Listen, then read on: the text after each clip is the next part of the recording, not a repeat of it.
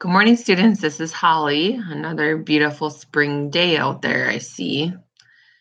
So I decided to just record my lecture here, and then if we do have school, I have more time to have some class activities. First thing is, if we don't have school, I will email you the pretest, and then you guys can email me that back. You can have your answers bolded, so then I know that you completed it. Then I will check your study guides next week.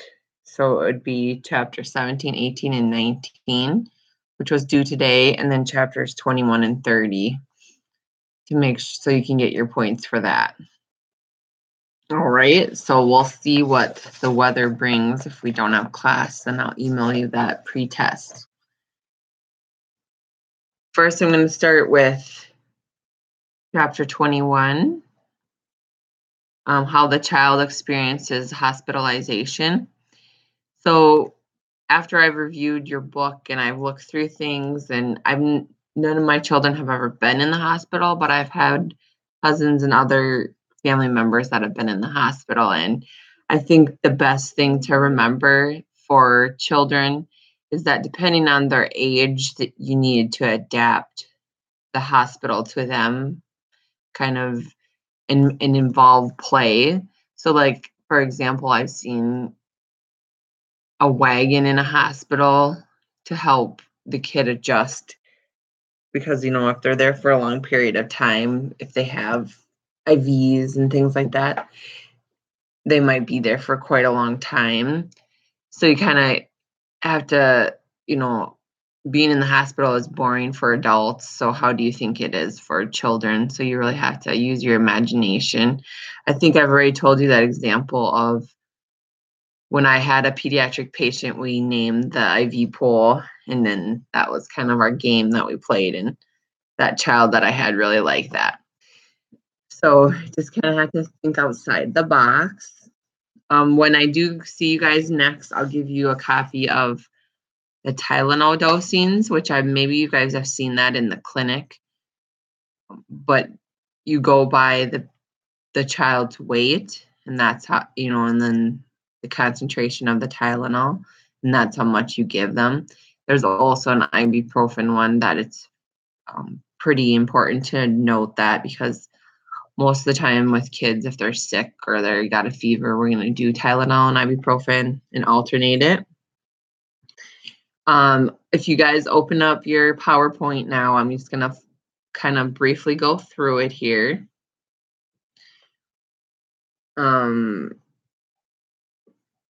Kids can go into any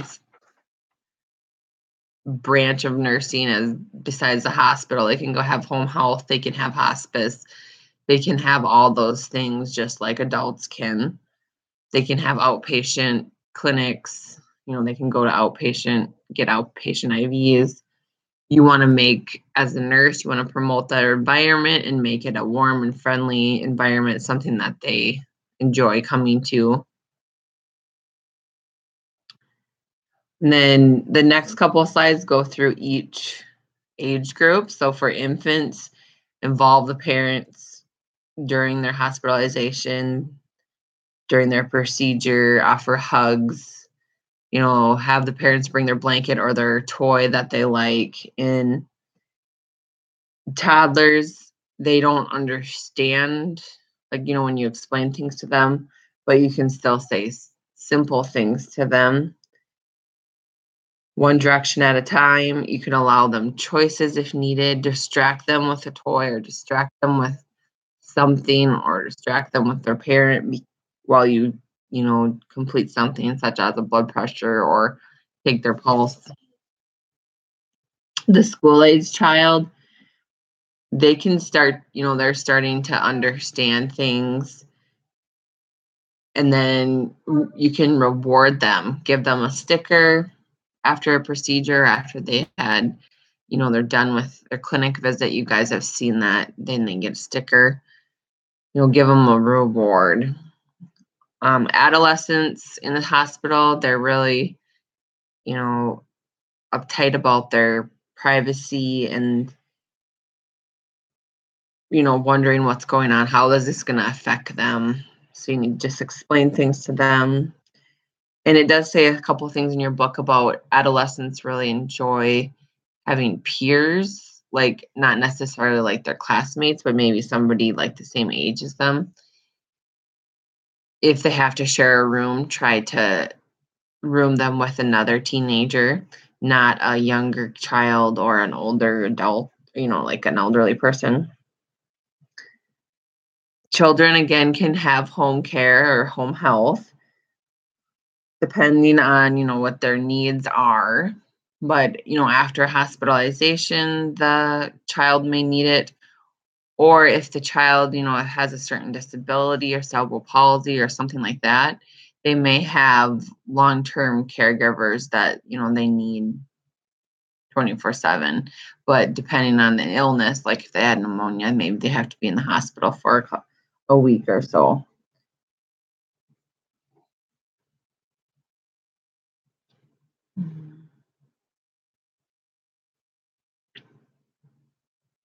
And then each visit is patient-centered, just like with adults. Child hospitalizations are patient-centered. We wanna have things designed in their room to help meet their needs so they can maybe there's a little area they can play, and then take them out of their room for special treatments and things like that. Maybe that'll help them adjust better. And then emphasizing to the parents that they should really room in and stay with the child. Depending on how old the child is, will depend on how they will react and behave to the hospitalization. Depending on, if it's an emergency situation, there's really no preparation for the parent to give the child. They have to go immediately to the hospital. So depending on how all that goes, if it's a planned procedure and they know that their child has been going to have this procedure for quite some time, the child may have been able to be prepped quite well for the hospitalization. All these things play and affect the parents' behavior, their home life, how things are going with all that, and how their behavior will be during the hospitalization. They may have temper tantrums. They may adjust pretty quickly to the hospitalization as long as their parent stays with them. They won't have any issues. But there may be times when the child or the mom or dad has to leave, and the child is going to have, some anxiety, separation, fears and things like that when they're being left with the nurses. Major stressors for children are separation pain, and fear of body intrusion. Those things all again are affected by their culture, their maturity of the parents, family size. Lots of factors go into play there. How is the parent coping with the hospitalization? Are they sitting over there? Are they stressed out? Kids can usually pick up on if the parent is stressed or not. When the child is in hospital, we want to keep those rituals that they do at home in the hospital, like such as read their favorite book. Make sure they have their teddy bear, have their blanket. Keep those same things so the child feels comfortable. Kids that are 6 months and older can have separation anxiety. There's 3 stages to this: protest, despair, and then detachment. Protest is, they're screaming for their mother, "Mommy, mommy, mommy, mommy, don't leave," or depending on how old they are. And then despair is they just feel like there's nothing they can do anymore, so they kind of feel sad and they're not gonna play with toys because their mom left them. And then denial is that, oh, then their parents come back, say, and then they're not interested in hanging out with their parents. So they're acting like they're well adjusted to the situation. Okay, then the next couple slides go over pain in children.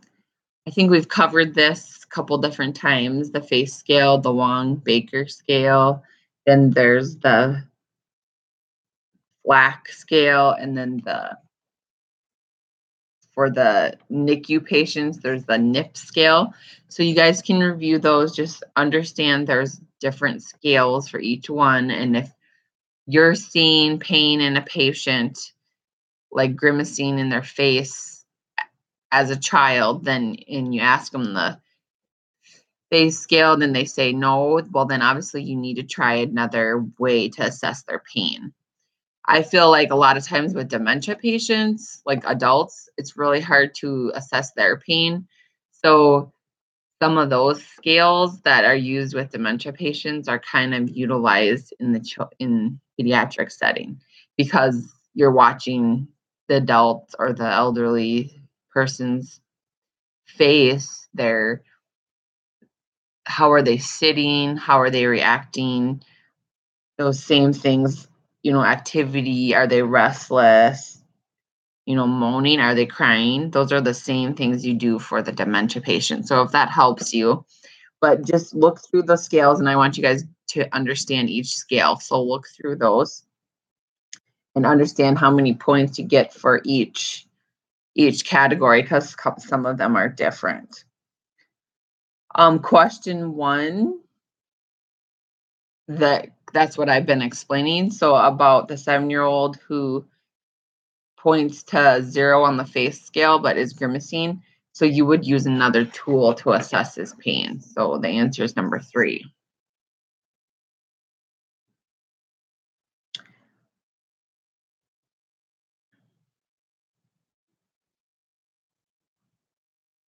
Sometimes pain or children don't report their pain correctly because they think they're going to get a shot if they tell you that they're having pain. So out of fear, they're not telling you the pain. So if you if you remind them, if you are hurting, we aren't going to give you a shot, and then maybe they'll adjust or answer more honestly. With children, we're going to try a lot more distraction techniques and things like that before we turn to medications to give the child. You want to distract them with their playing, drawing, coloring. Their imaginations are very vivid, or whatever you want to say, but they can imagine a lot of things up. So they can help by imagining things, relaxation, back rubs. Kids eliminate drugs from their body slower than adults because their liver isn't mature.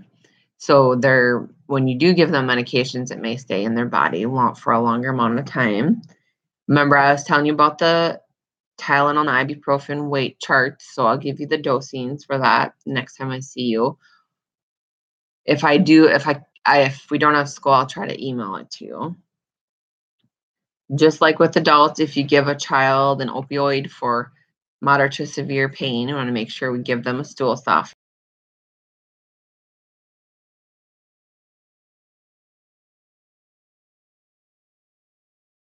The effects of opioids or fentanyl, those kinds of drugs, those are opioids. So know that. Remember that it's Narcan. Remember that will reverse the effects.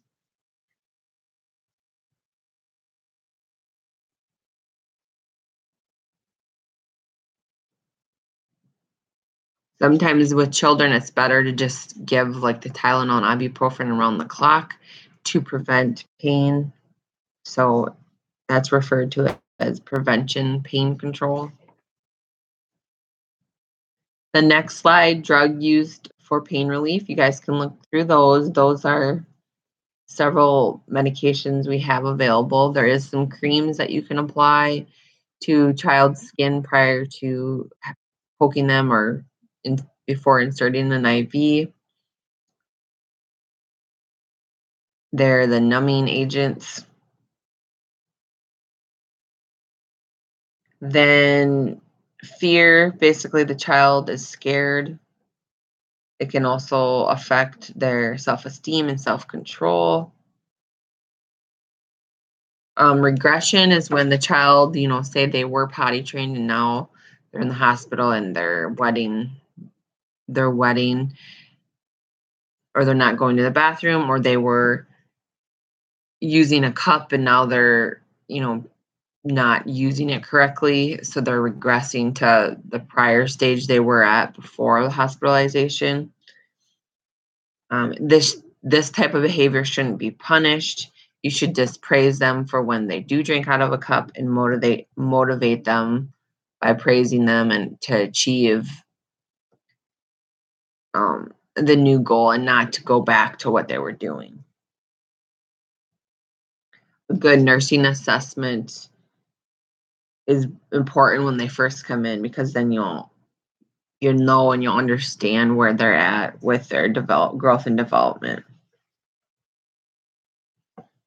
And then the next couple of slides talk about cultural care, and we do that with all of our patients. We've talked about this quite a bit, several times.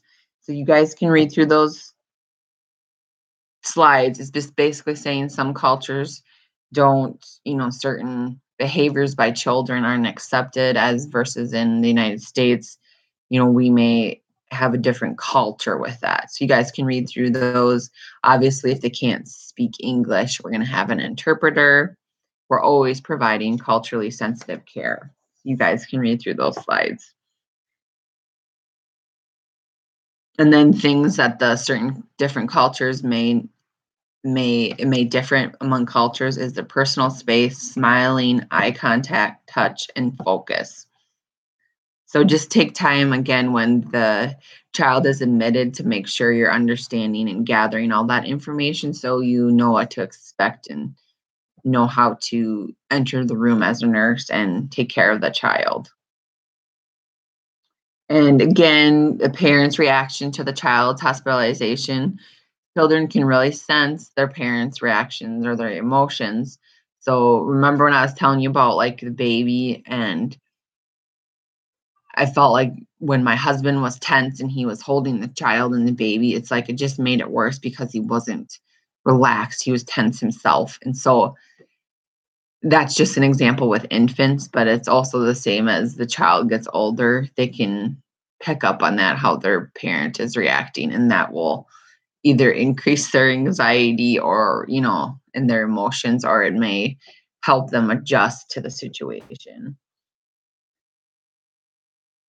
Um, depending on the child's age, you want to really try to help them understand and just explain things to them in simple terms. And obviously, if they're adolescents, maybe we can go to a little more detail about what's going on. And then if you're not communicating with the child and the parents, it can lead to unnecessary stress and fear for the child and the parent. So you really need to do a really good job as a nurse to educate the parent and the child and help them understand what's going on, explain procedures, explain what they can expect, really do a lot of explaining to them, especially if it's their first time in the hospital. Some parents or children have been in the hospital quite a bit, so you don't have to go as into complete detail as you might as when it's their first time.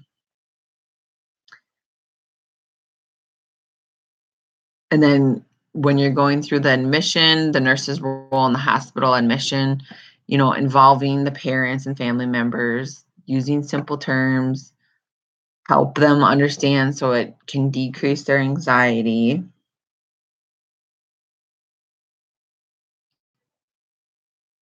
And then just remember with developmental history, understanding the child's routines, rituals, things like that at night, or maybe when they get up, and if they have nicknames, things like that.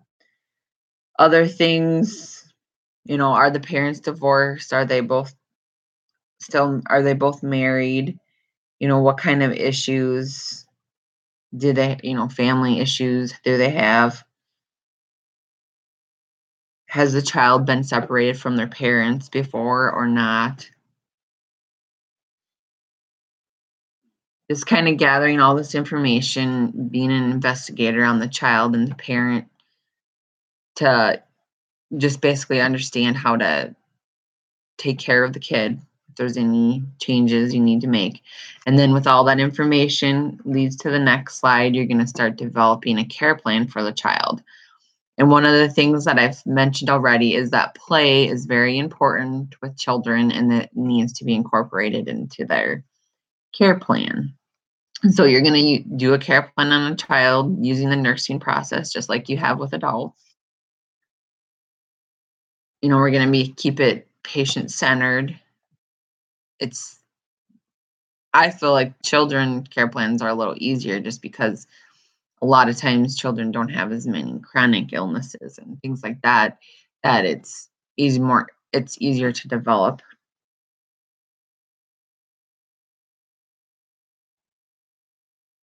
And then you guys can look through that slide about clinical pathways and then development of nursing tips. Remember, I already stated play is very important.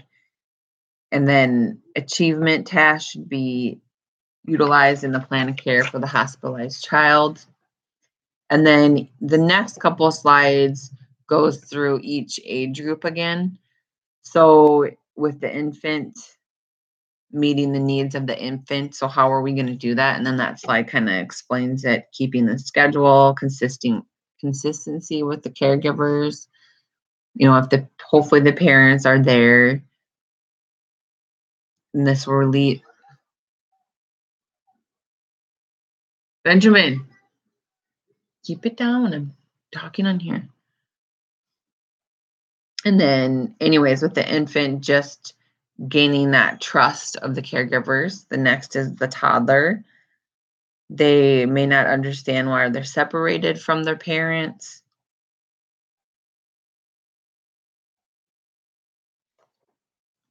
You guys can read through those slides. And then the toddler, again, maintaining that trust, incorporating home habits into the care plan.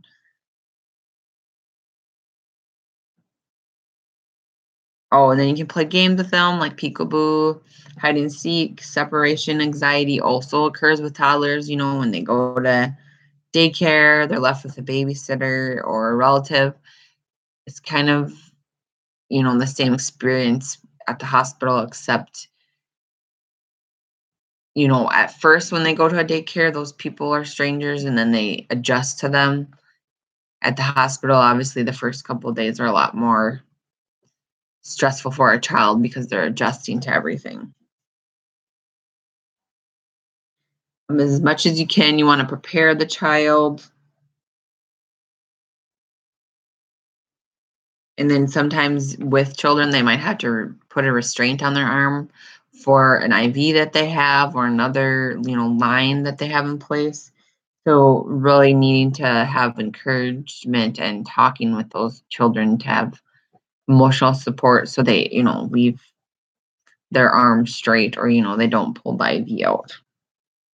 And then, that was the toddler. Now we're going to talk about preschoolers. They have magical thinking and really vivid imaginations.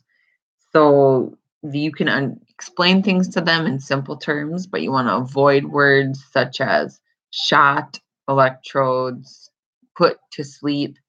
So instead of saying shot, you could say medicine that goes under your arm. Instead of electrodes, you could say stickers.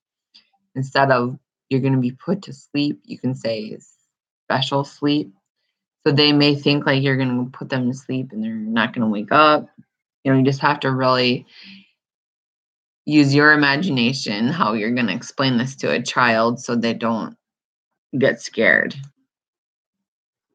And then there's a table in your book that has some other examples in it on page 481.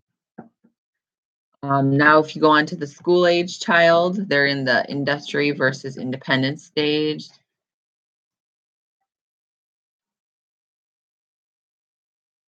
Um, Common for this age to be brave and to show little, if any, fear, that are actually, even if they are actually quite upset, observe their body language, assess the child, and see how, their body language is showing you how they're really feeling. And then again, remember, assessing pain is very important in children. Sometimes they're not going to tell you the truth, so you need to do those other assessments with their body language, their face. Are they holding their stomach? What is their body language? How are they showing you that they're having pain? And then meeting the needs of the adolescent's child. The adolescents these children may be withdrawn, non-compliant, angry. Incorporating choices and an opportunity for their friends to visit is very important to them. And then remember, like I said, that you can, put them, if they need to have a roommate, put it with someone close to their age.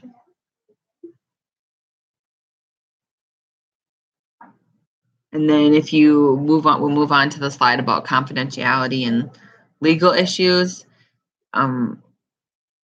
So some children, I feel like around age 14 on up, so 14 to 17, they may be, disengaged with their parents. They may have ran away. They may be just not involved with them. And that's something you really need to pick up on, especially on admission. So, when the parents come, that the child wishes for their parents not to know any information about them. And then that is their right, especially, if someone was a child, or not a child, but a teenager was getting treated for an STI or something like that. They just don't want their parents to know about it. That is their right. If teenagers are married between that, age group, I would say between 14 and 17, they are considered like their own control of their own decisions. And also if they're in the military, that they make their own decisions. Discharge planning is just like with any other patient. We started on admission. We involve the family and the parents. It's gonna be written instructions. Obviously, younger children aren't gonna have any idea, like toddlers or infants. So the mother or the parents have to be educated. Giving parents good education, understanding about, if their child did have some regression during hospitalization, that's normal. And then when they go home, they should adjust and go back to where they were. Making sure you're telling the parents, be kind, firm, and consistent with when their child misbehaves. Build trust by being truthful and allowing them time for free play. When you're charting on a discharge of a child, you just really need to, you're charting the same thing as you would as any patient was discharged. The time they left, their belongings were sent with them, how they left, who they left with. But with a child, it's even more important because you're saying that they left with their parent. You check the parent's ID and you made sure it was the right person.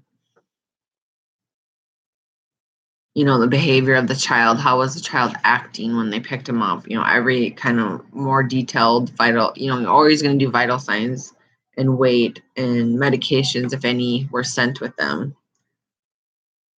So I feel like that's kind of the same. It's just emphasizing on the importance of who they went home with. The next is home care for children. I think of, kids with more chronic diseases, chronic issues, that they have home care. There's also around Watertown an agency called Universal Pediatrics, and then one RN or LPN takes care of a child in the child's home. Around the clock, they have those services for them.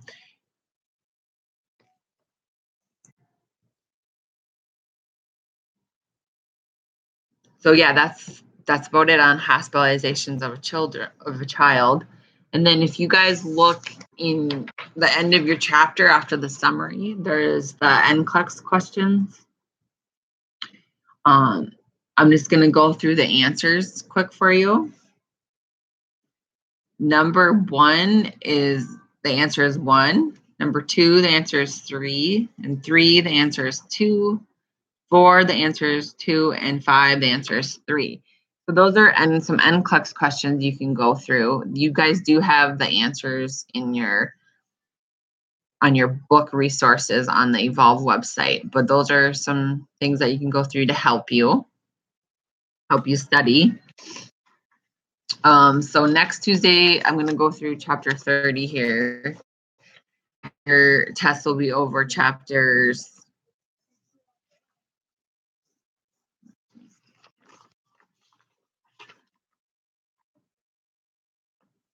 17, 18, 19, and then 21 and 30.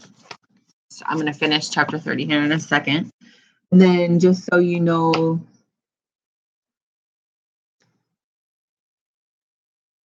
then next week,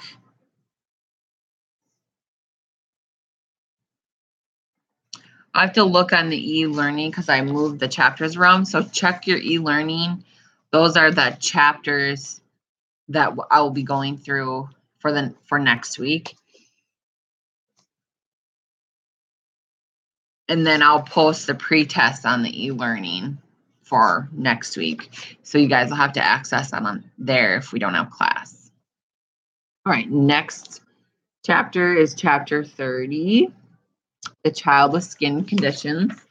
I think a great idea for you guys is to follow along with the chapter so you can see pictures of these different skin disorders. So follow along in your book as I go through these. So first thing to help you so you can understand skin disorders is, what does the skin do? What is its function? It acts as what does it do for our bodies? Keeps us warm. It protects us. It regulates our temperature. Helps you, if you're feeling pain, if you're signals your brain. And then it helps regulate pressures in your body. Prevents loss of water, electrolytes. It's our first line of defense against disease because it's keeping the pathogens out, keeping the bugs and infections out. There's on page 684, there's a picture of a child, and it shows, their skin and their integumentary system is still developing. So different things to expect for a child. Preterm infants may have less fat, so their temperature control is more sensitive. You start sweating when you're around 3. Remember, with the infant, you don't start crying until, I have to look that up, but a couple weeks, I think, after they're born. So they can't, their tear glands aren't developed yet. Sebaceous glands aren't developed until a child's about 8 to 10. So a lot of things can affect your skin and your hair on your skin. So if you're not getting adequate nutrition, that can be a way that nurses and doctors can assess a child to see if they're getting adequate nutrition. Their hair may change colors, it may be a different texture. The condition of the hair changes if you're not getting enough nutrition. Also medications can do that too. Like if someone takes a lot of steroids, it can make their hair more like brittle. And other things that I've seen is like with kids that have different metabolic disorders, their hair can be different. Like I had this child once, his hair was like almost the other person working with him said it was like steel wool. And then when I felt it, it really did feel really coarse. Other things to know, obviously, teenagers get a lot of acne on their face. Infants get the milli, like on their nose, like those little white spots. Mongolian spots can be on the back, can just be birthmarks. Sometimes people are accused of child abuse because of them. Other things to expect like on a child are birthmarks when they're born. I know I had one on between my eyes here or above my nose and then on my back. And it was like just like a red mark. So you really need to do detailed description when you find these things. You know, the size, the color, is it itching? Is it painful? You know, is it raised? Condition of the skin around the site or around the lesion. So how are you going to manage the issue if they're itching? You're going to put some cortisone cream on it. You may have to make sure their fingernails are clipped so they don't itch it and, you know, open the skin. They may have to wear gloves, you know, on infants if, you know, you clip their nails and they may have to wear gloves to prevent them from breaking the skin open. On page 685, there's a picture there of different terms you can use when you're describing skin in nurses' notes. Look through that. I think that I could use this quite often. Sometimes I feel like I just can't find the right word for when I'm trying to explain skin sometimes. But echymosis, that's bruising, that's an easy one. Crust is like when it's scabbed, so that's a better term to use. If you look at page 685, there's also a good picture of a sty when the child has inflammation around their eye. So then how would you treat that? You could put a warm pack over their eye to get help it feel better. They may, depending on what the doctor will assess them and see if they need antibiotics. A strawberry nuvies, you look in that picture as well. I guess they're not, anything major, but they can obviously cause a lot of people to look at the kid because they're so, especially if they're on their face.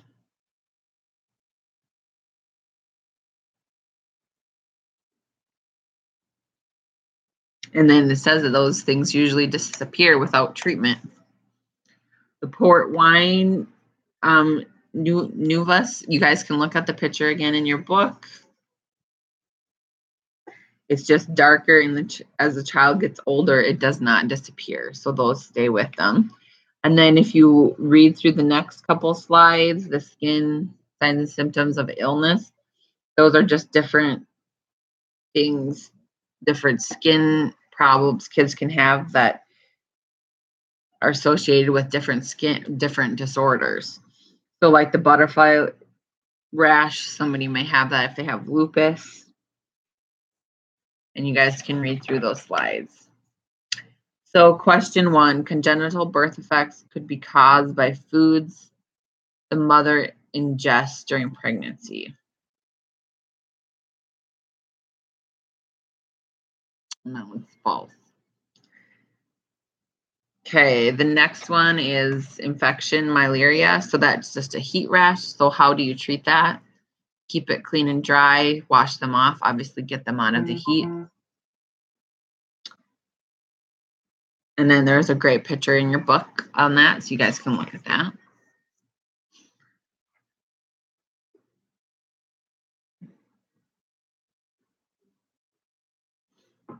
The next one is interrogo. So that, again, there's a picture in your book. So it's chafing caused by either urine not getting, removed off the child's skin, or from an obese child just sweating too much.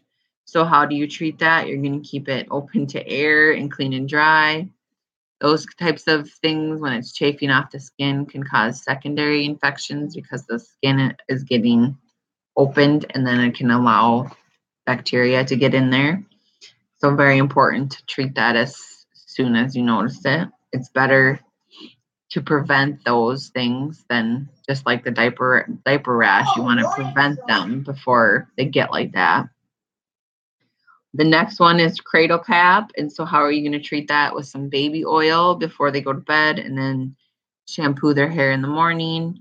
Or I know I've done it with my kids that, like, at supper time around 5 o'clock, I would put the baby oil on it. Then by 8 o'clock, when I gave them a bath, it was soaked into their skin. But depending on the severity of the cradle cap, you may have to do it overnight to help. That'll help moisten that skin up there and help the dryness go away. It's usually seen, obviously, in newborns and infants. Diaper dermatitis. So this is when the diaper rash gets really bad. It can have yeast in there and it can get really bad. So you're, again, going to keep the area clean and dry. Sometimes you just need to use water, because sometimes the soaps will just burn and the child will scream. So you don't want to use alcohol, or you don't want to use any kind of scented baby wipes, because the child will scream because it's going to burn. So sometimes you just have to use a mild soap or just water, and you're going to have lots of time where the child just leaves their diaper off so they can air it out and it can help it heal. And then you need to apply the Desitin with the zinc oxide, and you can use the extra strength Desitin. And like, I was trying to think of that cream I was telling you guys about last week, but it's a special cream that the pharmacist can mix up, and it has Vaseline, nystatin, and zinc oxide. I mean, it has all kinds of stuff in there, and it helps heal the diaper rash quickly. And this, again, is better if you just prevent it, such as, especially if a child is sick and they have diarrhea, you need to be changing their diaper frequently, giving them baths, letting their butt air out before it gets to like this, before it gets too bad. The next couple of slides talk about acne, and this is related to teenagers, but it can, start around age 12, and it can go on into people's 20s. But it's just wanting you to understand what acne is. I think that the best thing to understand is to help keep their face clean and dry, and that they may need to see a dermatologist to get some prescription creams. There are different treatments. I saw a dermatologist throughout my teenage years, and there was different treatments and different procedures they can perform, especially if you have them, bad acne on your back or on your face. There's special treatments they can do on your face to help prevent it. Special lotions that you use, the Cetaphil lotions and soaps, I know that all dermatologists usually recommend them. And then different creams and special creams you put on your face. The creams, like the different, it can really make your face dry out and very sensitive to sunlight. So you need to make sure that you're educating the teens on using sunscreen. Eating a well-balanced diet can help decrease acne. Sometimes women or younger girls, teenage girls, will be put on birth control just solely to help with their acne. It'll help regulate the hormones better. The benzoyl peroxide and retinol A can cross each other out, so don't use them together. The next couple slides go over a couple different skin disorders. Again, look through your book as I'm talking through these. Cold sores, they're around your lip. They're the herpes simplex type 1. So what do you do for treatment? You can buy that over-the-counter cream to put on it. Obviously, you're not going to share anything to drink. kiss people. You don't want, especially if a parent has it, you don't want to kiss a kid so they get it. And you can take antiviral medications, both oral or topical. That's the cream I was talking about. Infant eczema, that's when they have those little rashes on their cheek, usually in between their elbows and knees. My nephew has this, so I've seen this quite a bit. He has special lotions and soaps that he uses, and he has to have special laundry soap. The infant eczema, I feel like a lot of kids grow out of this, but like my nephew still has it and he is 4, but a lot of kids will grow out of it. Like my youngest Blake, he had it for a little bit on his cheeks when he was first born, and then by the time he was about 1.5, it went away. It's worse in winter months because that's when it's drier.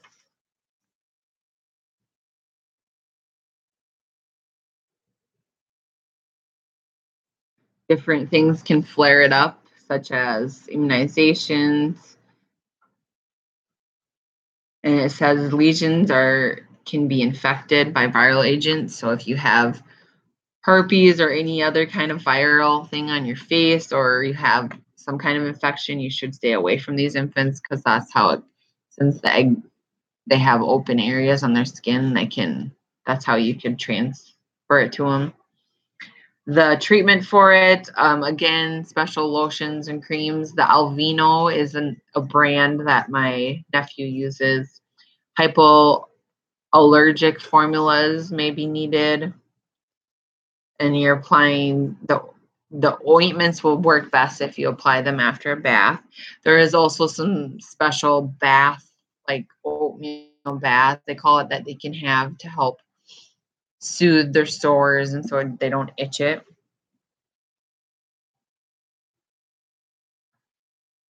And you don't obviously want to scrub it, because that's going to make it worse, open more of the skin and make it worse and cause scarring.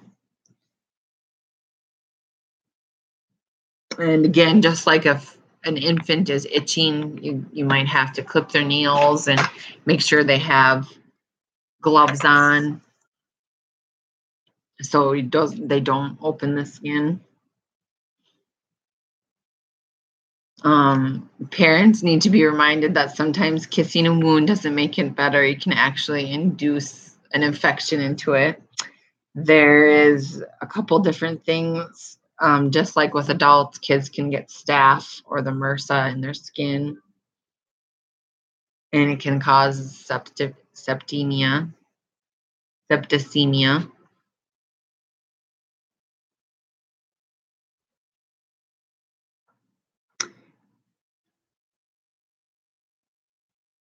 And they're treated the same. They have to, depending on the situation, if it's in their blood, then obviously they have to get IV antibiotics for that. Another one, scalded skin syndrome. Parents are often accused of child abuse because it's a lesion and then it falls off and it looks like red and it looks like they were hit.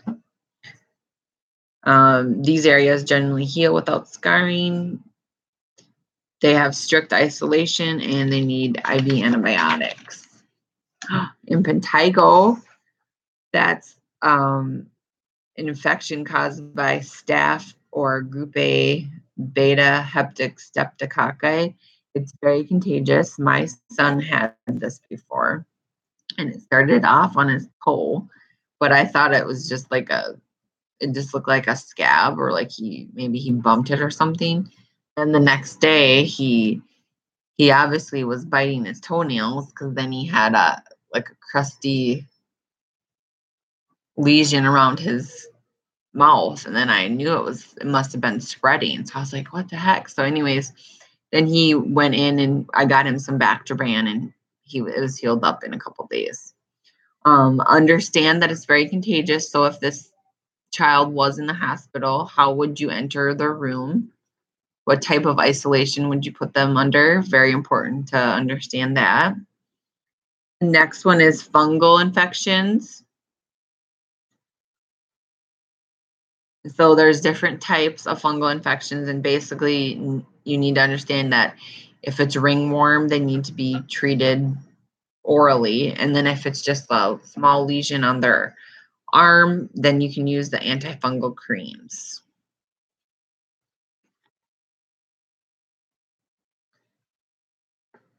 The next one is not my favorite. The peduculosis. So it's head lice, body lice, or pubic lice. So how is it treated if a child is found to have that? There's a special shampoo that they have to use. I believe that once you leave it on your head for like 15 or 20 minutes and then you wash it out. So you want to prevent these things, like don't share hats, things like that. There also is some things coming. Well, the community health nurse told me that a lot of times if parents say, oh my gosh, my daycare, somebody had lice, so I'm just going to treat my kid. I'm just going to buy the shampoo and do the treatment. Well, that's actually causing resistance. So you shouldn't do it to your child unless someone has told you that they for surely have lice. Just like the antibiotic resistance that develops, that's what happens. And then these lice are developing resistance to that. So you don't want to do that. So you need to educate patients and educate families that don't do that unless you truly have lice. And I've seen the shampoo, and it's very stinky. It's like not a pleasant thing to go through. So if you don't have lice, then don't do it.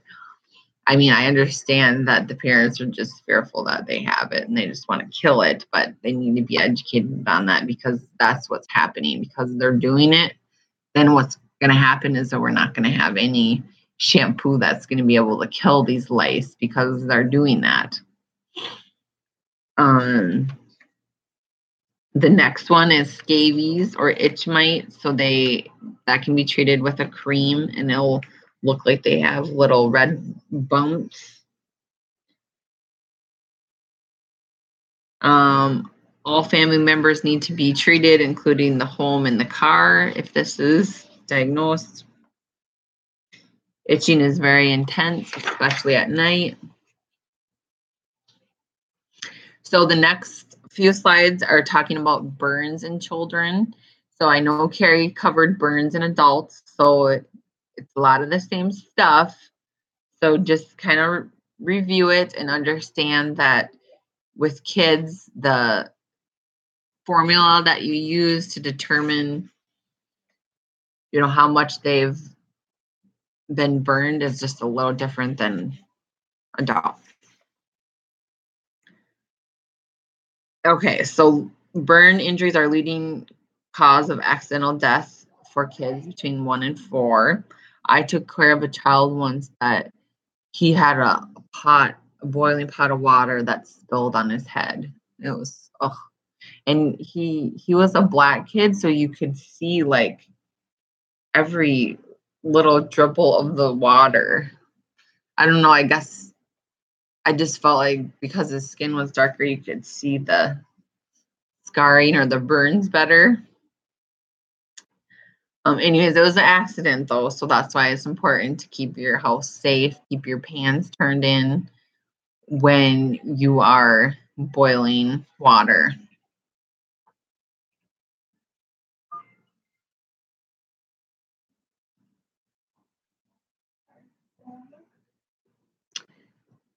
Sistine Wahpeton College will be closed.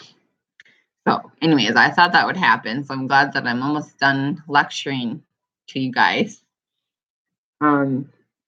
Anyways, so sometimes form injury burns can be done for child abuse or neglect. So sometimes parents use this for abuse and it's not good. So what are types of abuse that you could have? Thermal, chemical, electrical, or radiation. So, you guys can look through those. What is a priority when someone has a burn injury? What would you think? Especially if they inhaled it.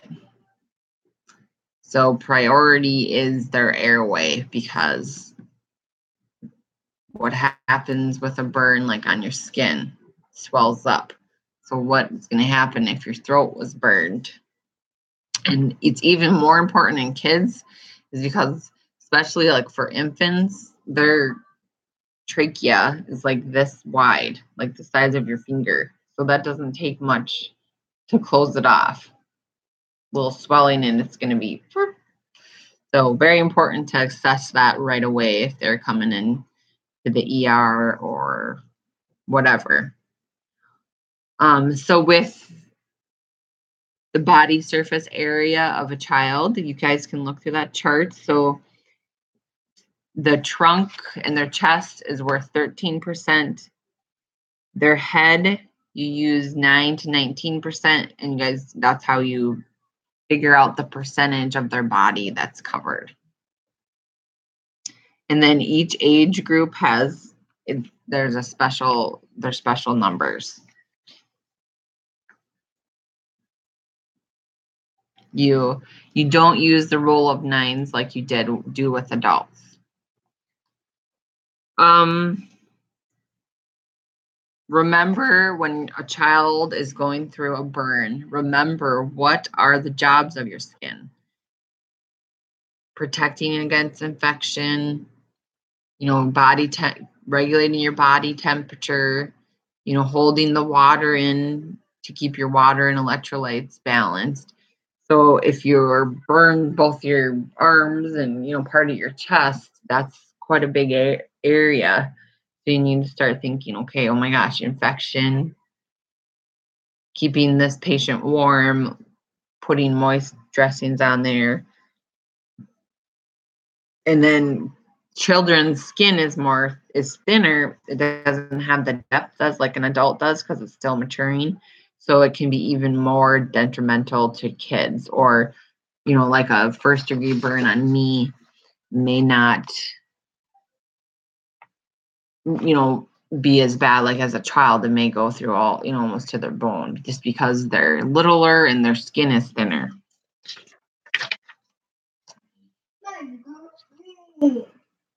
Immature immune systems predisposes children to developing infections, just because their immune system isn't developed all 100%, and now they have this burn that's and the skin is gone, so they're easier to get infection in there. I'm pretty sure Carrie covered this with burns. They can be, partial thickness or full thickness. You can just review that. Moderate and major burns are both considered open wounds that have an added danger of infection. Electrical burns, there is an entry and an exit lesion. I was going to show you my tweezers that my son had put in an outlet, and I kept it. It was not a fun day, but he put the tweezers in an outlet, and he came downstairs. I wasn't here, but my husband was, and he was white as a ghost, my husband said, and he had put the tweezers into the light socket. And yeah, he was fine, but that's just an example. If he could have easily got an electrical burn from that.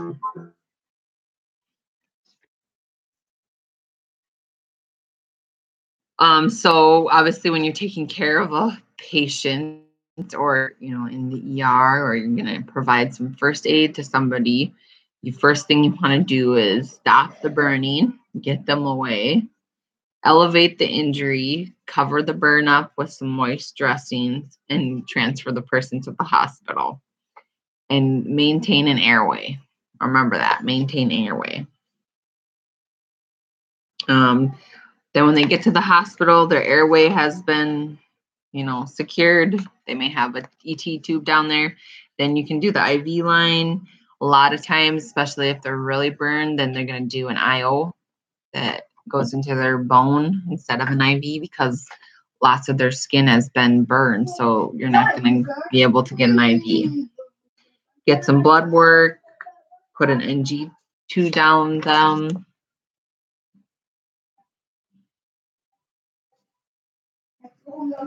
And then a lot of times, depending on how dirty the wounds are, these patients may have to go into the operating room for a surgeon to remove debris and clean the wounds out.